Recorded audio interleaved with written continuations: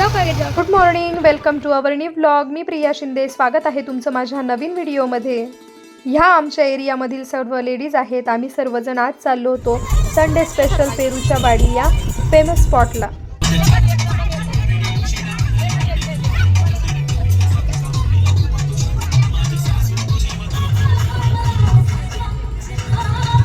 लहान मोठे सगळेच वेळ काढून आज सोबत आले होते.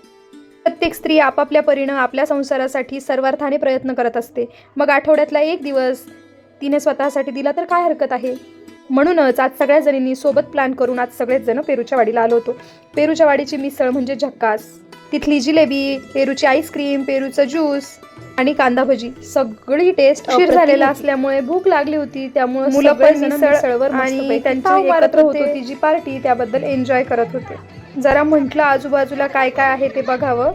त्यात मी माझी पर्स कुठं ठेवली ते मला आठवत नव्हतं. मग माझी पर्स वगैरे मिळाली. आता आम्हाला घरी निघायचं होतं, पण मुलांचं खेळणं वगैरे चालू होतं. तसं मुलांना कुठं बाहेर नेल्यानंतर त्यांचं पटकन मन तिथून निघत नाही. बरेच छान छान बाहेर गेल्यानंतर पेरूच्या वाडीमध्ये वस्तू काय भाजीपाला सुद्धा शेतकरी लोक विकण्यासाठी पेरूच्या वाडीला बसलेले होते. भरपूर शॉपिंग करण्यासारखं काय काय होतं. शॉपिंग वगैरे झाली. त्यानंतर आम्ही जाण्यासाठी निघालो होतो. आज संडे होता त्यामुळे प्रचंड गर्दी होती पेरूच्या वाडीला. खूप लोक पेरूच्या वाडीला संडे सॅटरडेला येत असतात. पेरूची वाडी, मामाचा मळा, ग्रेप एम्बसी हे सगळे एका लाईन मधले स्पॉट आहे आणि नाशिक मधले फेमस स्पॉट आहे.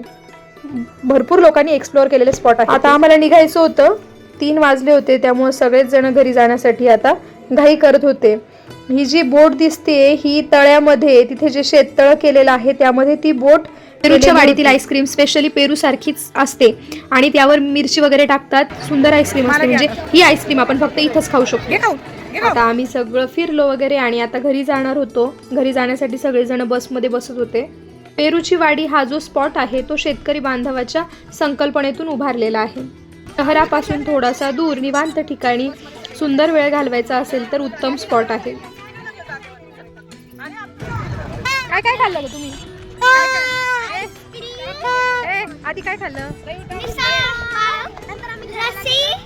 आम्ही खायला गेलो. नंतर लस्सी पिली. नंतर आईस्क्रीम खाल्ली. मग नंतर आम्ही निघालो घरी. Bye bye.